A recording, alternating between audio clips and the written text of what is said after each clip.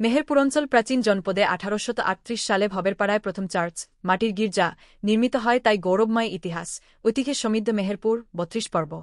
মেহেরপুর খ্রিস্ট মণ্ডলীর একটি প্রধান কেন্দ্র হিসেবে বহু পর্ব হতেই পরিচিত।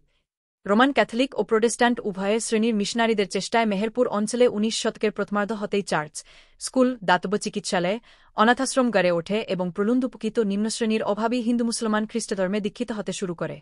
মেহেরপুরের ভবেরপাড়ায় নদিয়া জেলার প্রথম চার্চ, মাটির গির্জা, নির্মিত হয় 1838 সালে। এর কিছুকালের মধ্যেই বল্লভপুর ও রতনপুরে মিশন কেন্দ্র স্থাপিত হয়। 1841 সালে রতনপুর মিশন গৃহ ও গির্জা নির্মিত হয়। 1850 সালে রেভারেন্ড জে. ভি. লিঙ্কের চেষ্টায় বল্লভপুর ইম্মানুজেল চার্চের জন্ম হয়। রোমান ক্যাথলিকদের উদ্যোগে 1866 সালে প্রথম গ্রাম মিশন, ভিলেজ মেসন, প্রতিষ্ঠিত হয় মেহেরপুরের দারিয়াপুর গ্রামে।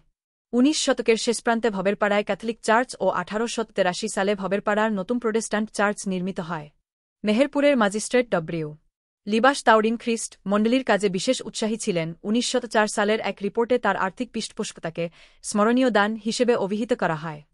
মূলত মিশনারিদের প্রচার কৌশল, সাহায্য সহযোগিতা ও সেবামূলক কাজের জন্যই এই অঞ্চলের পশ্চাৎপদ জনগোষ্ঠীর একাংশ খ্রিস্টধর্মের প্রতি আকৃষ্ট হয়। দারিদ্র্য আর অশিক্ষাই ছিল এর প্রধান কারণ। মেহেরপুর অঞ্চলের অধিবাসীদের অধিকাংশই ছিল দরিদ্র। ফসল উৎপাদন কখনোই আশানুরূপ হতো না, ব্যবসা বাণিজ্যের সুবিধাও ছিল সীমিত। আর তাছাড়া দরিদ্র বাইত প্রজার উপর নীলকর জমিদারের শাসন, পীড়ন-অত্যাচারও অব্যাহত ছিল। এর উপরে ছিল উপর্যুপরি খরাবনা সাইক্লোন দুর্ভিক্ষ মহামারীর আঘাত। এসব কারণে মেহেরপুরের অর্থনীতি ভেঙে পড়ে, সাধারণ মানুষের অবস্থা হয়ে ওঠে শোচনীয়। মেহেরপুর অঞ্চল অখণ্ড নদিয়ার একটি প্রাচীন জনপদ। এক গৌরবময় ইতিহাস, ঐতিহ্যে সমৃদ্ধ এ অঞ্চল। মেহেরপুরের প্রাচীন ইতিহাস ও নামকরণ সম্বন্ধে নানা মত প্রচলিত আছে।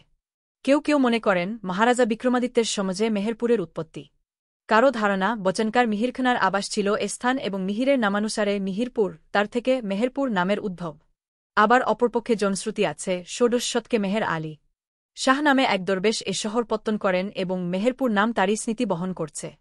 লেখাটি আবুল আহসান চৌধুরী রচিত মুন্সি শেখ জমিরুদ্দিন গ্রন্থে প্রকাশিত হয়েছে। গ্রন্থনা অধ্যক্ষ মহসিন আলী আঙ্গুর, সম্পাদক ও প্রকাশক মুজিবনগর খবর.com, মেহেরপুর।